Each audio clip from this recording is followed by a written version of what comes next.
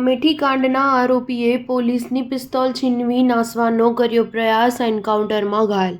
ઉત્તર પ્રદેશના અમેઠી જિલ્લામાં શિક્ષક, તેની પત્ની અને 2 સગીર બાળકોની ગોળી મારીને હત્યા કરનાર મુખ્ય આરોપી ચંદન વર્મા એન્કાઉન્ટરમાં ઘાયલ થઈ ગયો છે। આરોપી પોલીસકર્મીની પિસ્તોલ લઈને ભાગવાનો પ્રયાસ કરી રહ્યો હતો ત્યારે જ એન્કાઉન્ટર કરવામાં આવ્યું હતું, જેમાં ચંદન વર્માના પગમાં ગોળી લાગી। સૂત્રો પાસેથી મળતી માહિતી મુજબ પૂછપરછ દરમિયાન જપ્તી માટે લઈ જતી વખતે ચંદન વર્માએ પોલીસકર્મીની પિસ્તોલ છીનવીને ભાગવાનો પ્રયાસ કર્યો હતો ત્યારે પોલીસે તેને પગમાં ગોળી મારી દીધી હતી।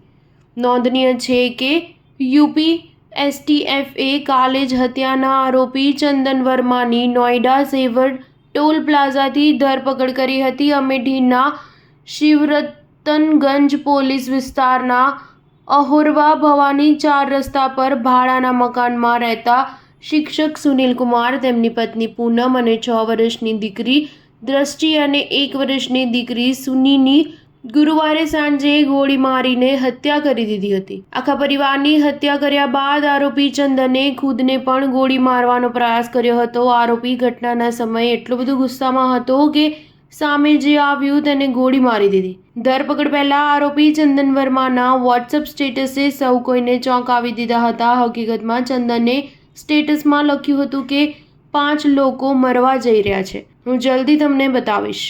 મળતી જાણકારી મુજબ ગુનો કરતા પહેલા ચંદન વર્માને ખુદને પણ ગોળી મારવા ઈચ્છતો હતો, એટલા માટે જ તેણે આ વાત સ્ટેટસમાં મૂકી હોય તેવી સંભાવના છે। પોલીસ ચંદનની તપાસમાં દરોડા પાડી રહી છે। શુક્રવારે અમેઠીથી તેની ધરપકડ કરવામાં આવી છે। સ્ટાર ન્યૂઝ 7 હંમેશા સચ્ચાઈની સાથે।